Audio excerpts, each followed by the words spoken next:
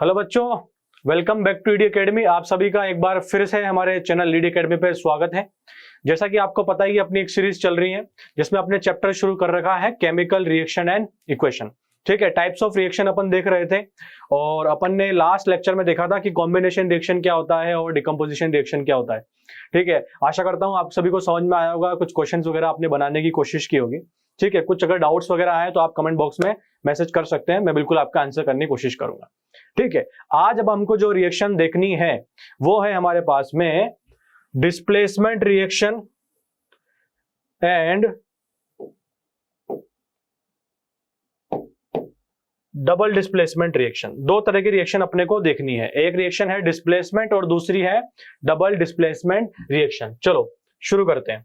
देखो, सबसे पहली बात, आपको नाम से ही पता चल रहा होगा, यहां पे क्या लिखा है, डिस्प्लेसमेंट, मतलब कि वो अपने प्लेस से मतलब कि मिस हो जाएगा। अपना प्लेस जहां पे भी है वो एलिमेंट अपने प्लेस को छोड़ के दूसरे प्लेस पे चला जाएगा। ऐसी तरह की रिएक्शंस अपने को देखनी है।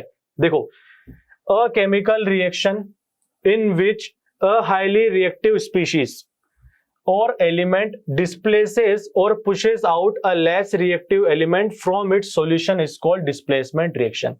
ठीक है, आसान शब्दों में यही लिखा है कि एक ऐसी रिएक्शन जिसमें एक high reactive element, whether metal होगा या नॉन मेटल होगा, वो की डिस्प्लेस कर देगा किसी लेस रिएक्टिव मेटल और नॉन मेटल को उसके सोल्ड सॉल्यूशन से। तो ऐसी तरह की रिएक्शन को हम बोलेंगे कि यह डिस्प्लेसमेंट रिएक्शन है।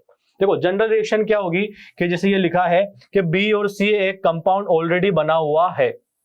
ठीक है, अब एक मेटल आता है ए, एक मेटल आता है ए जो कि हाईली रिएक्टिव है।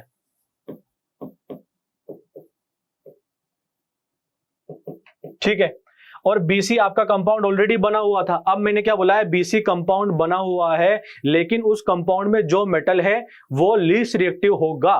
तो ये भैया जो आया है ए मेटल, ये क्या है, हाई रिएक्टिव मेटल है, तो ये इस बॉन्ड को तोड़ देगा। वैसे बी और सी वाला जो कंपाउंड था वो चलो अच्छा कंपाउंड है, परिवार सुख संबंध चल रहा है, लेकिन ए नाम का जो मेटल है वो हाई रिएक्टिव मेटल है और ताकतवर लोगों के आगे तो छोटे मोटे लोगों की कहां ही चली है। तो क्या होगा, ये बॉन्ड टूट जाएगी और ये बॉन्ड टूट जाएगी तो बी और सी दोनों अब हो जाएंगे अलग अलग। ठीक है, तो ये मेटल जो है दूसरे वाले के साथ में रिएक्शन करेगा और कंपाउंड बन जाएगा ए सी और बी हो जाएगा बाहर। ठीक है, तो यही हो रहा है। क्या हो रहा है कि एक मेटल जो दूसरे कंपाउंड में से दूसरे मेटल को डिस्प्लेस कर रहा है, तो इस तरह की रिएक्शन को अपन बोल रहे हैं डिस्प्लेसमेंट रिएक्शन। ठीक है, एग्जांपल देखते हैं पहले अपन कि एफी आयरन जो है कॉपर सल्फेट के साथ में रिएक्शन करता है और बना लेता है फेरस सल्फेट प्लस कॉपर। वापस से देखते हैं, कॉपर सल्फेट कंपाउंड दिया हुआ है, कौन कौन है यहाँ पे, कॉपर और सल्फेट। ठीक है, यहाँ पे है आयरन। अब आयरन जब यहाँ पे रिएक्शन करने बाहर से आता है तो हम देख रहे हैं कि क्या बन जा रहा है, फेरस सल्फेट, मतलब ये बॉन्ड वापस से टूट गई और इसमें से कॉपर हो गया बाहर और फेरस जो है सल्फेट के साथ में रिएक्शन करके बनाया फेरस सल्फेट। इसका मतलब इस डिस्प्लेसमेंट रिएक्शन से मैं ये कह सकता हूं कि मेरा आयरन जो है ज्यादा रिएक्टिव है कॉपर से। हाँ या ना, बिल्कुल सही बात है। एक और समझते हैं कि जिंक भैया जब सल्फ्यूरिक एसिड के साथ में जब रिएक्शन करेगा तो ये बना लेगा आपके zinc sulphate plus hydrogen gas. ठीक है, तो ये रिएक्शन भी क्या है, अपनी डिस्प्लेसमेंट रिएक्शन। इसका मतलब मैं कह सकता हूं कि जिंक जो है आपका हाइड्रोजन से वापस रिएक्टिव है। ठीक है, अब आपको इतना तो समझ में आ गया कि क्या करना है कि मुझे एक हाई रिएक्टिव मेटल को लेस रिएक्टिव मेटल के कंपाउंड में से डिस्प्लेस कर देना है और एक नया कंपाउंड बना देना है और इस तरह के रिएक्शन को मैं डिस्प्लेसमेंट रिएक्शन बोल दूंगा। ठीक है, लेकिन मेरे साथ में एक दिक्कत है, आप सबके साथ में वो भी दिक्कत होगी। क्या कि सर हमको भी ये नहीं पता कि कौन मेटल ज्यादा रिएक्टिव कौन मेटल कम रिएक्टिव। हमको अगर इतना पता चल जाए तो सर हम भी रिएक्शन करा देंगे। ठीक है, अब ये जो है रिएक्टिविटी सीरीज का कमाल है, ये आपके 4th चैप्टर में आती है, लेकिन अपने को डिस्प्लेसमेंट रिएक्शन अगर सीखनी है तो अपने को पता होना चाहिए। ठीक है, तो अपना अगला टॉपिक यही है कि रिएक्टिविटी सीरीज क्या होता है। देखो, एक ऐसी सीरीज है आपने को पता है, सीरीज मतलब सारे मेटल होंगे। ऑब्वियस सी बात है, एक सीरीज होती है तो उसमें सब जो होते हैं वो एक कैरेक्टर कोई ना कोई शो करते हैं। तो इस सीरीज में हमने सारे मेटल्स डाल दिए। ठीक है, एक्सेप्ट हाइड्रोजन, वो की नॉन मेटल है। ठीक है, अब इस सीरीज में सारे मेटल जो है हमने उनकी रिएक्टिविटी के अरेंजमेंट के अकॉर्डिंग अरेंज किए। मतलब कि अगर मेटल्स में आप सीरीज में ऊपर से नीचे जाएंगे तो आपको मेटल जो है की रिएक्टिविटी डिक्रीज होगी, और ऐसी ही सीरीज को हम बोलते हैं रिएक्टिविटी सीरीज। पढ़ते हैं, the reactivity series of metals also known as the activity series refers to the arrangement of metals in their descending order of their reactivity। मतलब कि ऐसी सीरीज जिसमें मेटल जो है अपनी रिएक्टिविटी के अकॉर्डिंग अरेंज किए गए हैं, उसको अपन सीरीज को बोलते हैं रिएक्टिविटी सीरीज। मतलब कि आप देखो ऊपर से लेके नीचे जाएंगे तो क्या होगा, आपके मेटल की रिएक्टिविटी कम होती रहेगी। मतलब कि फर्स्ट वाला जो होगा वो होगा हाईएस्ट रिएक्टिव, और सबसे नीचे वाला जो होगा वो होगा लीस्ट रिएक्टिव। बस इतना अपने को याद होना चाहिए। ठीक है, अब इस रिएक्टिविटी सीरीज में देखो कौन कौन है अपने पास में, के मतलब potassium, sodium, calcium, magnesium, aluminium, zinc, iron, lead, hydrogen, copper, silver, gold और प्लेटिनम। ये सारे जो मेटल्स है अपने को याद रखने। ठीक है, अब इस सीरीज को याद रखने का एक शॉर्ट फॉर्म है, आप चाहे तो उसको फॉलो कर सकते हैं और चाहे तो आप इसको नोट कर सकते हैं कि कैसे क्या है। कि के से आता है केदार, एन से आता है नाथ, के से आता है का, एज इट इज लिख दो, मैग्नीशियम, केदारनाथ का, मेमजी से आता है माली, एल से आता है आलू, जेडएन से आता है जरा, एफी से आता है फीका, पीबी से आता है पकाता, और एच से आता है। मतलब कि अगर मैं पूरा बोलूं तो केदारनाथ का माली, आलू, जरा, फीका, पकाता है। मतलब कि भैया याद करने की टेक्निक ये, केदारनाथ में जो बैठा हुआ माली है, आलू, जरा, फीका, पकाता है। तो आपको इनके आगे आगे के लेटर्स याद रखने पड़ेंगे जब जाके आपके सिंबल्स उठा पाओगे।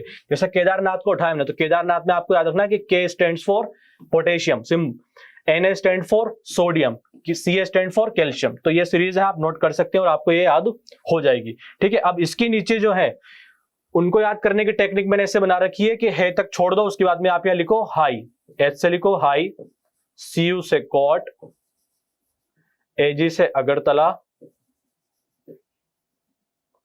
Au से औरंगाबाद और Pt से पटना। मतलब हाई कोर्ट हैगी अगरतला, औरंगाबाद और पटना में। याद करने का थोड़ा सा टेक्निक है, बाकी आपने को सिंबल्स वगैरह तो आपको दिमाग में रखने ही पड़ेंगे, तब जाके आप इस सीरीज को याद कर पाएंगे। ठीक है, तो ऐसी सीरीज जिसमें मेटल जो है अपने रिएक्टिविटी के अरेंज किए गए हैं उसको अपन बोलते हैं रिएक्टिविटी सीरीज। अब देखो वापस से मैं बैक जाता हूं स्लाइड पे।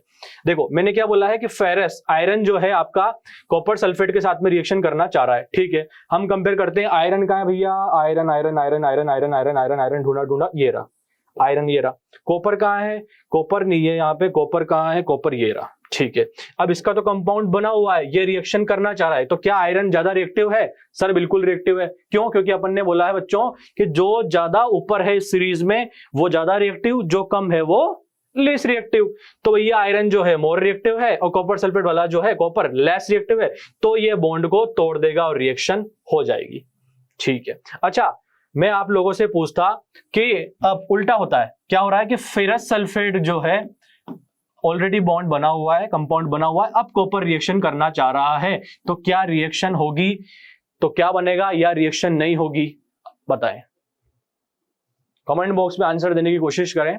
और जिन लोगों ने बोला है कि ये रिएक्शन नहीं होगी वो बिल्कुल सही है। क्यों? क्योंकि कॉपर तो है जो आयरन से लीस्ट रिएक्टिव है, तो अगर वो लीस्ट रिएक्टिव है तो हमने बताया है लीस्ट रिएक्टिव वाले जो है कम ताकतवर, और कम ताकतवर लोग जो है पावरफुल बॉन्ड को नहीं तोड़ पाएंगे, इसलिए ये रिएक्शन नहीं होगी।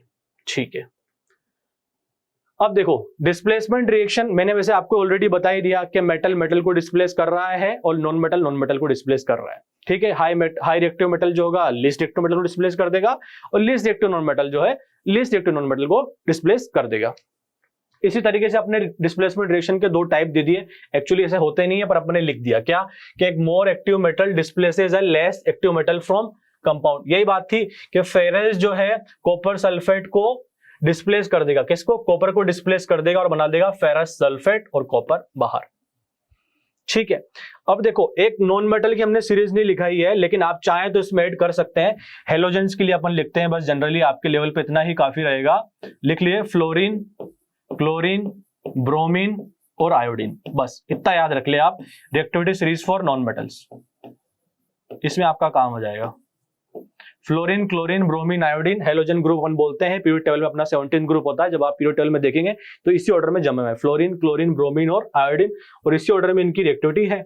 ठीक है, अब देखता हूं मैं वापस से 2NaBr, यहाँ पे Cl2 लिखा हुआ है, इन्होंने छोड़ दिया, चलिए कोई बात नहीं। NaBr, सोडियम ब्रोमाइड जब क्लोरीन के साथ में रिएक्शन करेगा तो क्या होगा, वापस से कंपेयर करते हैं। क्या क्लोरीन रिएक्टिव है Br से? हाँ सर, क्लोरीन रिएक्टिव है Br से।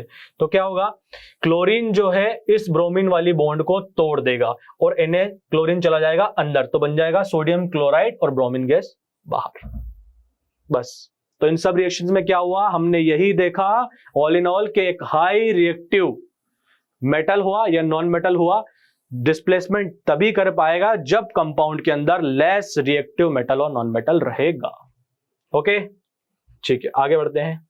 अब अपने पास में है, एक तो था अपना डिस्प्लेसमेंट, अब दूसरा अपने पास में आ गया डबल डिस्प्लेसमेंट। मतलब जब एक मेटल दूसरे कंपाउंड के साथ में खुद को प्लेस कर रहा है, वहां पे क्या हो रहा था, सिर्फ एक मेटल अपनी पोजीशन से गायब हो रहा था। अगर अब दो कंपाउंड में दो मेटल अपनी जगह से गायब होंगे तो अपन बोल देंगे कि डबल डिस्प्लेसमेंट हो रहा है।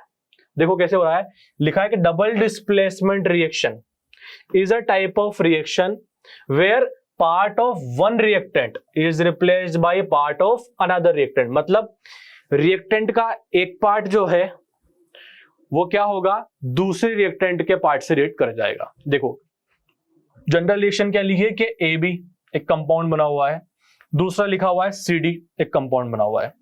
अब देखो AB जो है इसमें दो पार्ट है, A और B, आया ना, डन। दूसरे वाले में भी दो पार्ट है, C और D, आया ना, डन। ठीक है, अब डबल डिस्प्लेसमेंट है। सिंगल डिस्प्लेसमेंट में देखो क्या हो रहा था कि A प्लस BC जो है वो बना रहा था AC और B बार। इसमें क्या होगा कि A जो है वो D के साथ चला जाएगा और B जो है C के साथ चला जाएगा, और इसको हम बोल देंगे डबल डिस्प्लेसमेंट। ठीक है, एग्जांपल के तौर पे समझते हैं कि अपने पास में है सोडियम क्लोराइड, क्या है, सोडियम क्लोराइड, साथ में है अपने पास में सिल्वर नाइट्रेट। अब देख रहे हैं NaCl, इसको अगर मैं तोड़ता हूं तो ये रहेगा आपके Na plus plus Cl minus. AgNO3, वापस से मैं इसको तोड़ता हूं तो Ag plus plus NO3 minus.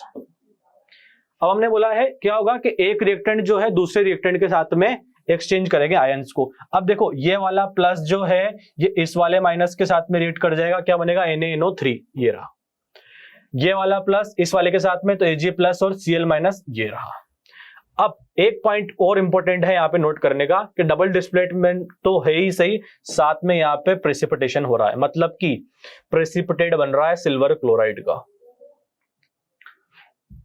ठीक है, एक रिएक्शन और देखें आप, ये कोई एग्जांपल दिया हुआ है बेरियम क्लोराइड BaCl2, जब ये रिएक्शन करता है आपके सोडियम सल्फेट के साथ में तो आपका बन रहा है बेरियम सल्फेट। ये भी क्या है, PPT है व्हाइट कलर का, और सोडियम क्लोराइड बन रहा है। ठीक है, तो हमने क्या देखा कि डबल डिस्प्लेसमेंट में जनरली हम ऐसा बोल सकते हैं, मतलब हर बार नहीं होगा, डबल डिस्प्लेसमेंट में न्यूट्रलाइजेशन भी होता है, प्रेसिपिटेशन भी होता है, लेकिन यहाँ पे हम देख रहे हैं कि प्रेसिपिटेशन रिएक्शन में हमको डबल डिस्प्लेसमेंट जनरली देखने को मिलता है। अब सर ये प्रेसिपिटेशन रिएक्शन क्या होता है, कुछ नहीं, देखो जब आप दो एक्वस सॉल्यूशन को लेते हो, जब उनको आप मिक्स करते हो तो उनके आयंस का एक्सचेंज वगैरह होता है, और उन एक्सचेंज आयन होने की वजह से एक रिएक्शन होगी और उन दो कंपाउंड से एक नया कंपाउंड मिलके आएगा जो कि सॉलिड फॉर्म में होगा, और उसको अपन बोलेंगे कि वो है आपका प्रेसिपिटेट, और इस तरह के रिएक्शन को हम बोलते हैं प्रेसिपिटेशन रिएक्शन। तो यहां पे आप लिख सकते हो कि ये दोनों की दोनों रिएक्शन कौन सी है, प्रेसिपिटेशन रिएक्शन। ठीक है, आगे बढ़ते हैं, क्वेश्चन टाइम। अब आपको समझ में आ गया कि डिस्प्लेसमेंट क्या है, डबल डिस्प्लेसमेंट क्या है, तो अब अपन देख लेते हैं कि इन दो बेसिस पे एक दो क्वेश्चंस कैसे कैसे हैं, कैसे आते हैं, समझते हैं। पहला कि what happens when dilute hydrochloric acid is added to iron filings. मैं रिएक्शन इक्वेशन में फॉर्म में कन्वर्ट कर देता हूं, फिर आप मुझे आंसर बताइएगा। Dilute hydrochloric acid is added to iron filings, HCl इसको बोलते हैं अपन हाइड्रोक्लोरिक एसिड, डाइल्यूट कर दिया है मतलब कि इसमें क्या कर दिया है, पानी मिला दिया है, प्लस आयरन फिलिंग्स मतलब Fe के साथ में इसने रिएक्ट करा रहा है। तो बताओ, कमेंट बॉक्स में आंसर देने की कोशिश करो कि ये रिएक्शन होगी या नहीं होगी, होगी तो क्या बनेगा, और अगर हो रही है तो डबल डिस्प्लेसमेंट सिंगल डिस्प्लेसमेंट क्या है। वेटिंग।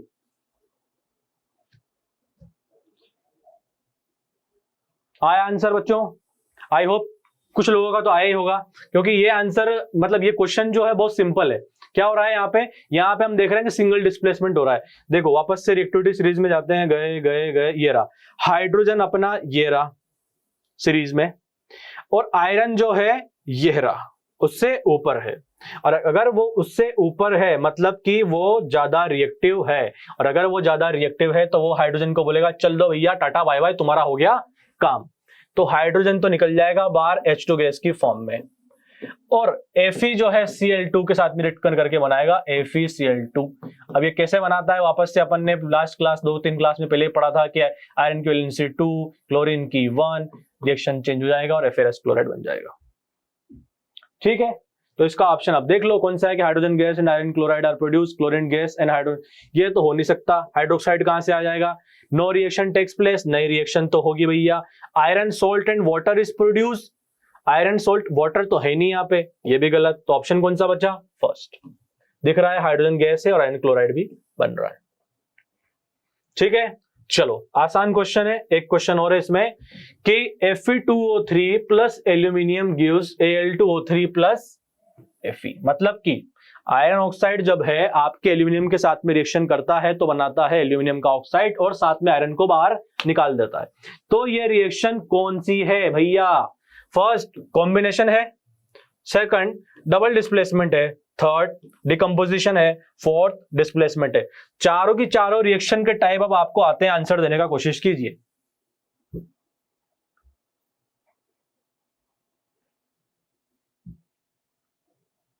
चलो देखते हैं क्या हो रहा है। वापस से Fe2O3 एल्यूमिनियम के साथ में रिएक्शन करके Al2O3 प्लस 2Fe बना रहा है। कॉम्बिनेशन रिएक्शन हो सकती है क्या, नहीं, क्योंकि मैंने तुमको बताया था कॉम्बिनेशन रिएक्शन के लिए 2 रिएक्टेंट तो होना चाहिए, लेकिन प्रोडक्ट साइड में सिर्फ सिंगल प्रोडक्ट होगा, नहीं है भैया। डबल डिस्प्लेसमेंट है क्या, यहाँ पे डबल डिस्प्लेसमेंट हो ही नहीं रहा, 2 रिएक्टेंट्स का इंटरचेंज नहीं हो रहा है, गलत। डिकम्पोजिशन रिएक्शन है क्या, नहीं, यहाँ पे कहा एक सिंगल सब्सटेंस जो है 2-3 सिंगल सब्सटेंस में टूट रहा है, नहीं है। एक ही ऑप्शन बच रहा है और यही सही है, क्योंकि अपन वापस देखना चाहे रिएक्टिविटी सीरीज में तो आपको दिखेगा कि एल्यूमिनियम जो है आयरन से ज्यादा रिएक्टिव है। वापस से चलते हैं एक बार सीरीज में, और ये देखो एल्यूमिनियम वापस से अब ऊपर आ गया आयरन के, और जैसे जैसे अपन ऊपर जाते जाएंगे वैसे वैसे अपना मेटल रिएक्टिव होता जाएगा। तो अब एल्यूमिनियम जो है हाई रिएक्टिव है आयरन से, तो इसलिए वो बोलेगा आयरन भैया निकल लो आप बाहर, हम आ रहे हैं अब अंदर। तो वो अंदर आ गया और ये अपना कंपाउंड बन गया। तो इसका आंसर है डिस्प्लेसमेंट रिएक्शन। ठीक है, तो अपन ने आज वापस से 2 रिएक्शन समझी, डिस्प्लेसमेंट एंड डबल डिस्प्लेसमेंट। आशा करता हूं मैं आपको समझ में आया होगा। अगर आपको समझ में आया है तो आप अपने दोस्तों के साथ में इसको शेयर कीजिए, चैनल को सब्सक्राइब कीजिए, लाइक कीजिए और बने रहिए हमारे साथ में। हम नेक्स्ट वीडियो में देखेंगे रिडॉक्स रिएक्शन। तब तक के लिए स्वस्थ रहिए, मस्त रहिए और कुछ नया सीखते रहिए। Thank you so much.